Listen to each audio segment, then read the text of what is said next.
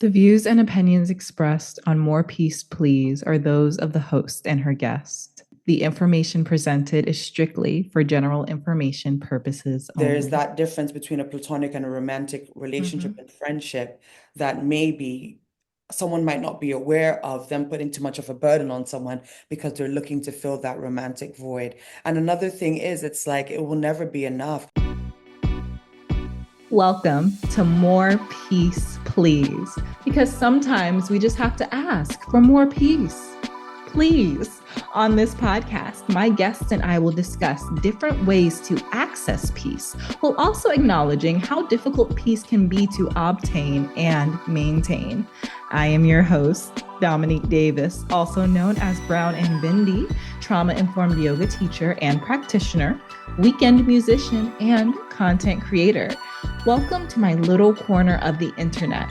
We're all friends here, so kick off your shoes, relax your feet, and let's just see if we can ask for a little more peace. Please.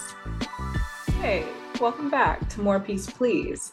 I am your host, Dominique Davis, also known as Brown and Bindi. I hope you're doing well. I am doing my best. It is Friday, June 13th, and things are just a little bit crazy, just a tiny bit crazy politically speaking. When I originally came up with the idea for More Peace, Please, it was very important to me that I stay away from politics and that I stay away from controversy as far as subject matter goes on this podcast. But I think it would be unrealistic for me to show up in the midst of political unrest and or political upset and pretend that nothing is happening. So even though we don't necessarily have to discuss the ins and outs of the gasoline that is being poured over our democracy, we can still express how we are reacting to said gasoline. The funny thing is, what I am noticing about this podcast is that even though every episode has been pre recorded, the release dates seem to perfectly align with whatever I have going on personally. Not that what we are experiencing is something I'm experiencing personally, but I'm having epiphanies about my community. And it just so happens that today is part two of an episode about community. Politics are especially unhinged right now. But one thing that is bringing me immense peace is my community. Last week, during part one of Finding Peace in Community, I briefly mentioned the importance of seeking friendships with people who align with you morally. Because when you have friendships with people that align with you morally, you're not explaining things to them that you feel are already common sense. For example, that every living person deserves basic human rights. Things like that. As things heat up more and more politically, I find myself blatantly staring in the face of societal ambivalence.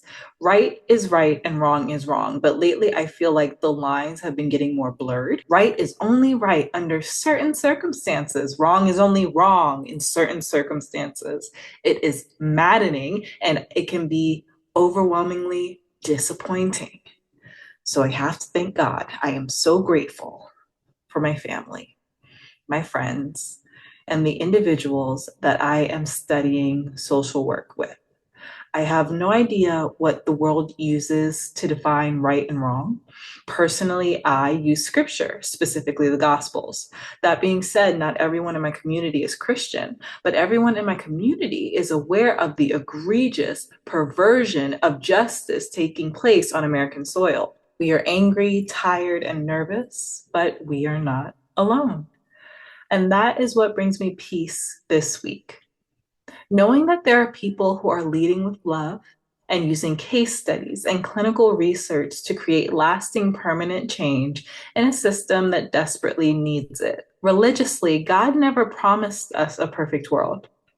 Foundational to my faith, perfection actually comes after death. What we do now is try with all of our might to create heaven on earth by way of loving one another, to welcome the foreigner, to feed the widow, and to speak up for individuals who cannot speak up for themselves. Sometimes peace isn't light and fluffy.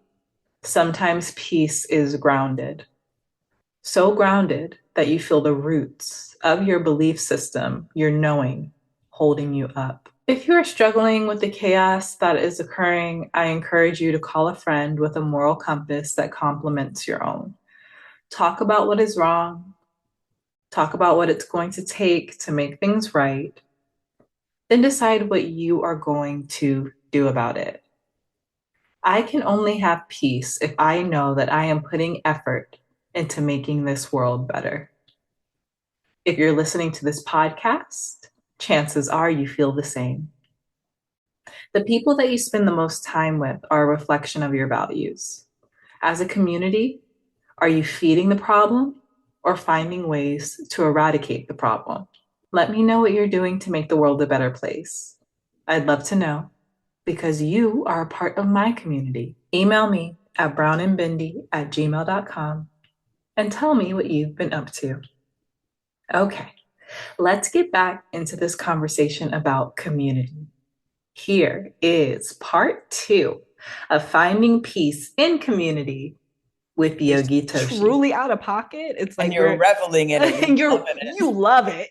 You're Yeah. looking at me like I'm boring. I mean, I might be. But sure, sure. But that's definitely a sign. And then also, you were saying when people are just like they're speaking with you and they haven't even asked about you once, they're just going off about like whatever they're going through. Or at least that's kind of my take on what you were saying. The self-awareness thing is so important to me because I cannot be my friend's therapist. Hold me accountable. I'll hold you accountable. We can talk things through. We can always talk things through. But the second it becomes more of me helping you figure your life out without any input from you, I'm literally an unpaid member of your support system.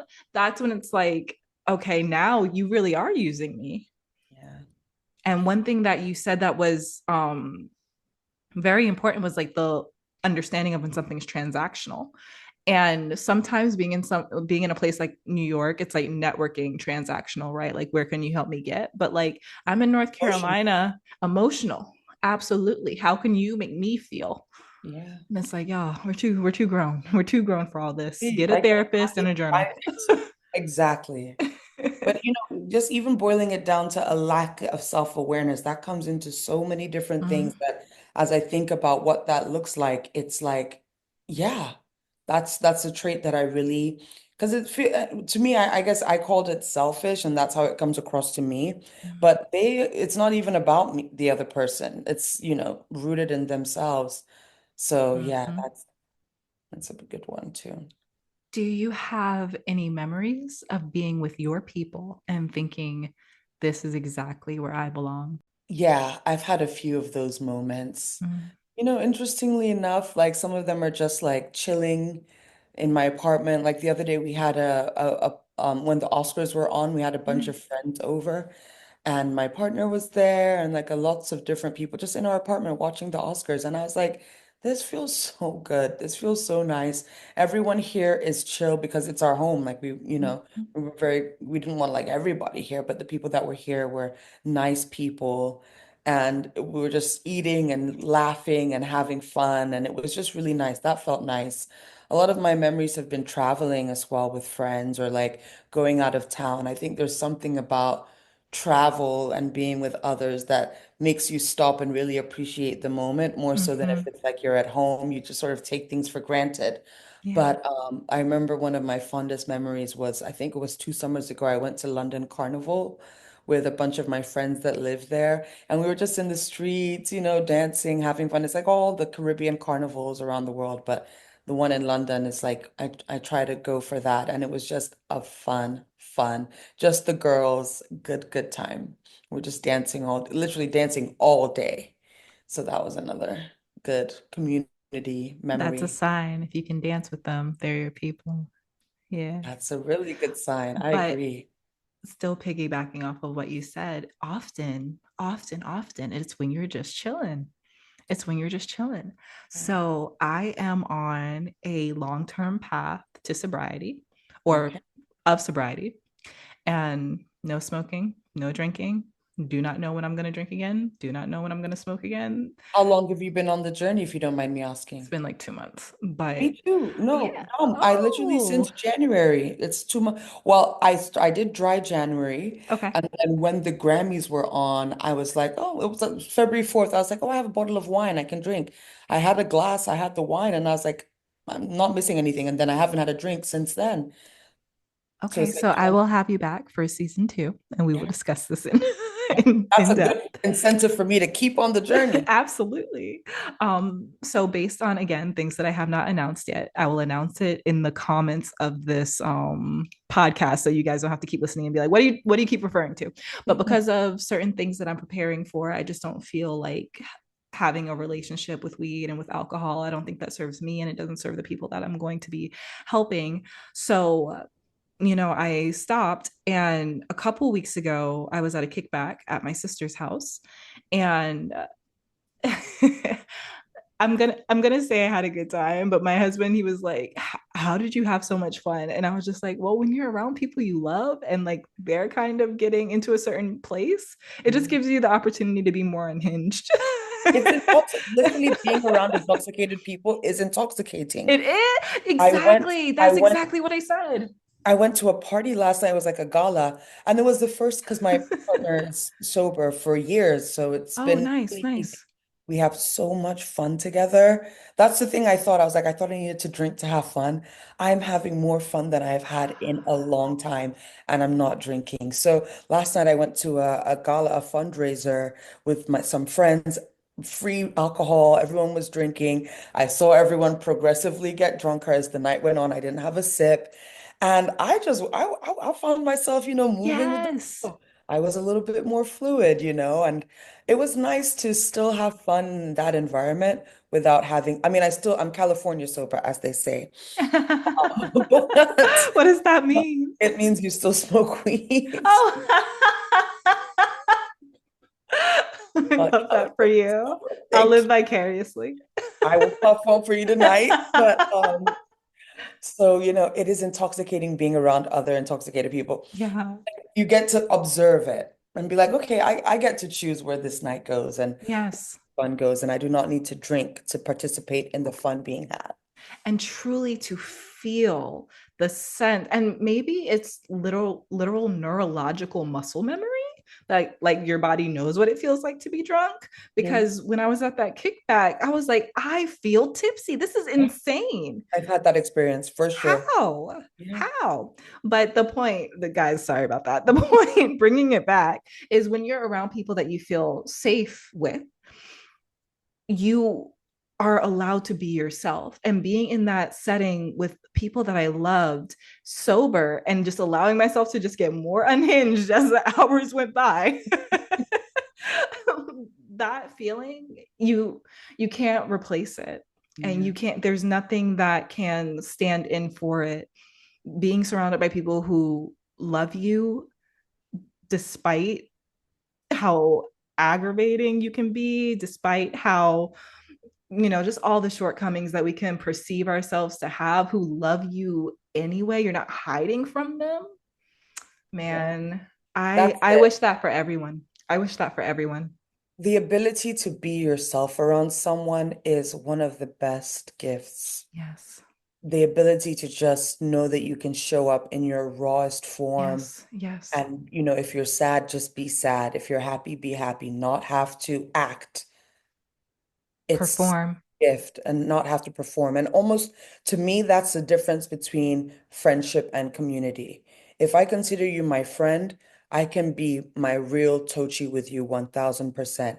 If you're in my community, you're someone I care about, you're someone who I've invested into this relationship, but I'm not comfortable with you seeing the real vulnerable me. There's always going to be a version of me that people in my community will see, that people that I call friends, I can now say are privileged to see. All right, hun. This is going to be my last question. Okay. What advice do you have for a person who may be looking to transition from being a loner to building community? Okay. Well, I was, like I mentioned earlier, I had a pretty, and now that I can look back, it's so interesting how resilient we are in the moment. And then when you look back on it, you're like, wow, I was going through it. Like, I'm glad I made it to the other side of that. I definitely was dealing with feeling very lonely towards like around my birthday last year, like my birthday, November 9th. Um, I had a long-term relation, and I think, bringing romantic relationships into this is also part of it because if you're doing it right, I think your partner should be like your best friend because that's someone that you're living life through.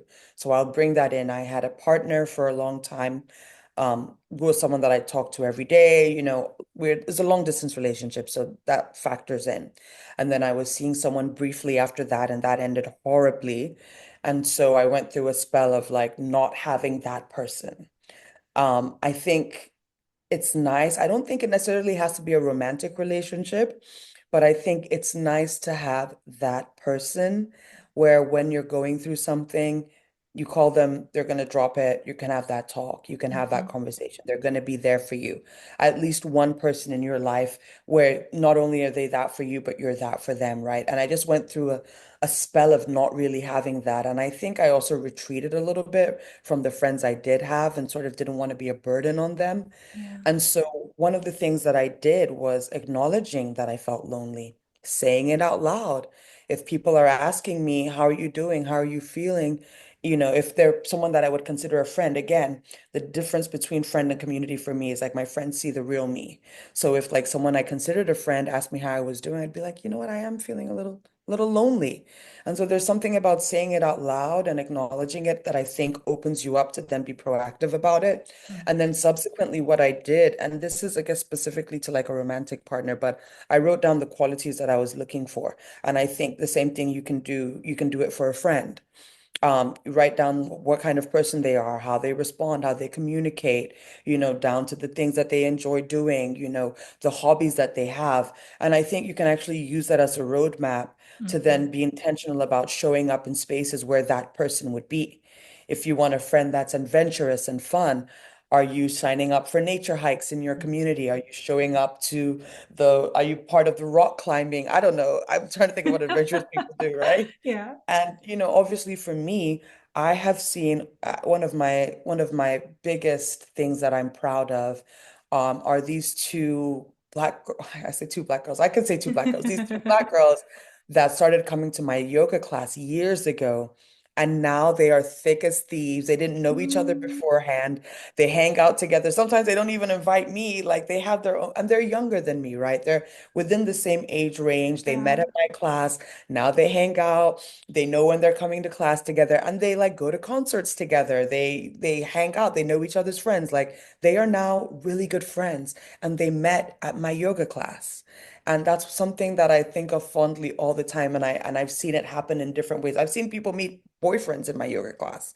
You know what I mean? So it's like showing up in spaces where the person that you would want to have in your community, the person you'd want to be friends with, would be as well. Absolutely. I think that's my number one tip, putting yourself out there.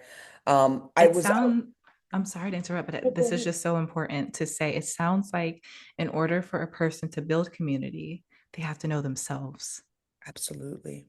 Because in order to know the types of people that you want to be attractive to, you have to know what you're putting out. Yeah, because I've seen Yeah. it before, and I feel like even I was maybe guilty of this when I was Oh, younger. girl, we all were. Yeah, yeah, yeah. Like just anybody that, if you were cute, if you had on the right, Let's if you hang. look cute, if we were going to get into the club together, let's be friends. Let's be Yeah. friends. And then those ended up being the friends that burnt me, the The friends that were passive chaos. aggressive towards me, the friends that were racist, The the friends that chaos. resented me. So when I was finding friends based on superficial things that I Mm-hmm. thought mattered to me, I was ending up with superficial friendships that Mm-hmm. crashed and burned. Mm-hmm. But when I had friendships that were organic, rooted in liking the same things, rooted in enjoying things like films and, just sitting around and not it being about what other people saw of us and more so how we were enjoying each other. I was able to enjoy those friendships a lot more and they've withstood the test of time. So Yes. really coming down to your values, what do you value and looking for that? I want to jump in here again because you brought up something that's actually really important to my husband and I, which is film. Um, I want to be very clear with everyone who's listening. You might have picked it up, but I am a serial monogamous. Mm. I'm a serial monogamist. Yeah, that. Um, yeah, I haven't been single for more than like 3 months in my life. And that's Oh, my something that God. like, it's between me and my therapist. But but that being said, I think it's really important to, for a moment, acknowledge that our partners, if you choose to have a partner, they fulfill a very specific portion of your community. And something that I observe, ooh, how can I say this without, okay, I'm just gonna be real. It's gonna be one of those moments where I'm just gonna be real. Here we go. Okay, so we all have, as Black women, we all have older women in our family who are completely turned off to the idea of being married. Mm. Aunties, we'll just leave it at the aunties, okay? The aunties who are just like they've been hurt The and they just, proverbial hurt auntie. yes, the proverbial hurt auntie. It's not funny, but yeah. Um, so, that being said, I've observed a level of expectation where these aunties expect partner relationship from people who are not responsible for fulfilling that role. Absolutely. So I just wanted to take a moment to say that my husband is my best friend. I do agree. If you're doing it right, your significant other should be your bestie. Um, and they fulfill a very specific part of your community. And if this is a season of isolation, a season of not dating for you, totally, I get it. We need those seasons. But making sure that if we are choosing to not be in romantic relationships, or if we're just, it's not even a choice, Not. it's We're just, just not. yeah, we're just not, making sure that we're not projecting that need and desire onto our other relationships, because our significant other, that level of intimacy is very unique and very special. And when we project that onto friendships, often that's putting more on an individual's shoulders than what they can handle. Like we spoke about earlier, our communities are a spectrum of relationships. We have the inner circle, we have people who like we're friends, and then we have people who are just like we're friendly with, right? So the people that like we're friends, we're pretty much friends. We're not best friends, but we're friends. I'm not going to put a certain level of burden on Yeah. them Yeah. because we laugh, we have stuff in common, we make each other feel good. But my relationship with them is not, it has quite a few boundaries, right? So I wanted to take the time to interject with Do you that as think, well. because I guess that was what I was missing, and maybe I had that and then I didn't for a while, and that's why I felt like it was Mm. missing. But just even having that person that you can talk to every day that you feel like is going to drop, is that a level of commitment that we should save for our romantic partners? Or is that something that we can expect from platonic friendships? And is that an unrealistic expectation to have in platonic friendships? So it's going to be different for everyone. I can't speak for every situation, but I can speak for what I've observed. Hmm. And I have observed friendships that become a bit toxic I agree. because the lack of boundaries. In romantic relationships, there are boundaries, but the boundaries change. I'll put it that way. The boundaries are constantly changing, constantly fluctuating because two people growing together, right? But in friendships, I personally don't believe that the boundaries should be as flexible in friendships as they are in personal relationships. So when you have a friend that you want to speak to every day, and then one day the friend is like, hey, this is a bit much. I'm going through something. I can't really do this every day. Yeah. Are you going to be equipped to handle that and not get upset with that person because you had this expectation subconsciously that they were supposed to fill a certain role that that person did not sign up for? And I mean, another good example, because now that you're phrasing it like that, perfectly makes sense. It's like family. You Yeah. can't necessarily Yeah. expect your friends to show up for you, no matter how close you are, Yeah. like a family member would. Mm-hmm. There's Hmm. certain dynamics that come in with the nature of the relationship, Yes. that then dictate certain parameters. And of course, there are exceptions to the rule.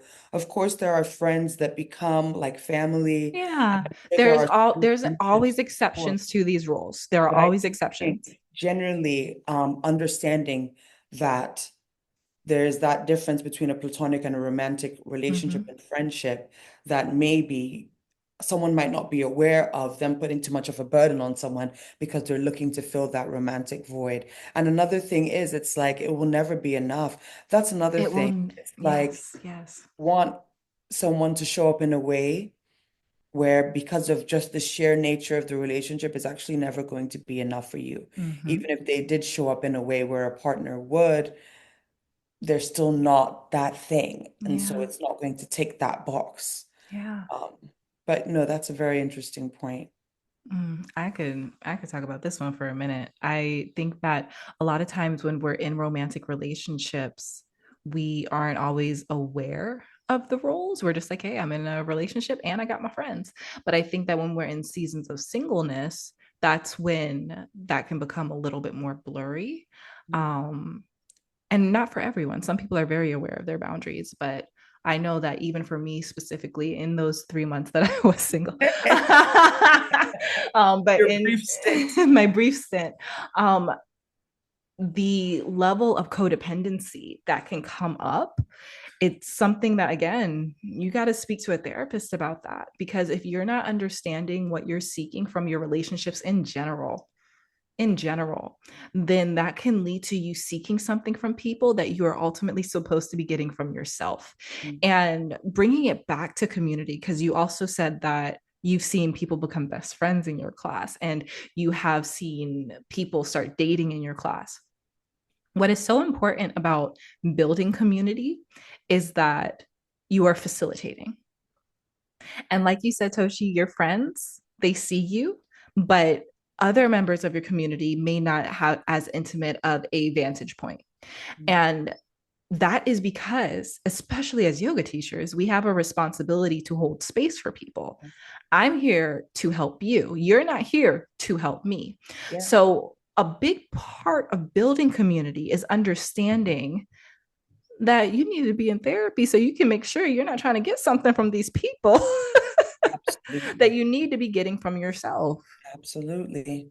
There was a stage I think where I was so attached to like getting good reviews and making sure Mm, everybody liked my class mm, and making sure that everyone was like raving about Tochi, and that was doing something for me that maybe necessarily didn't affect how I was interacting with my students, but it was creating some sort of like validation for me mhm, that I shouldn't be seeking outside of myself. mm, So that's something I was, I definitely had to deal with, and something I was definitely still working on, not needing, knowing that I'm showing up, I've done the work, I'm educated, I'm keeping my tools sharp, I'm keeping myself in a state where I can hold space, and doing that and letting that be enough, and not needing to be praised or to be told I'm so good at what I'm doing for it to then validate what I'm doing.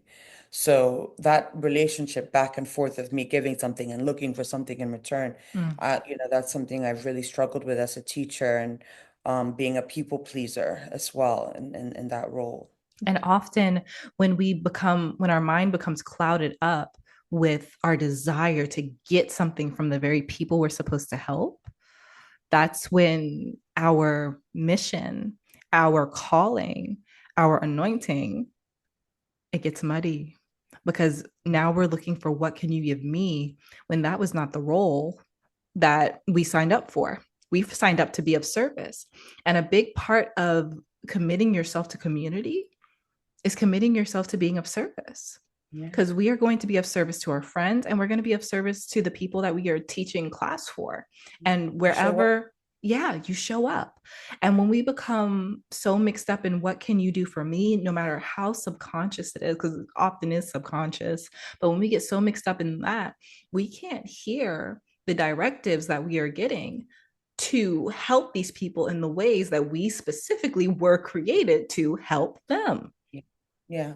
Like you said, it muddies the waters because Mm-hmm. the incentive becomes different. The The why incentive becomes different. Yes. the why changes. It becomes about validating yourself as opposed to holding space for others and letting them, process what they need to process in that time.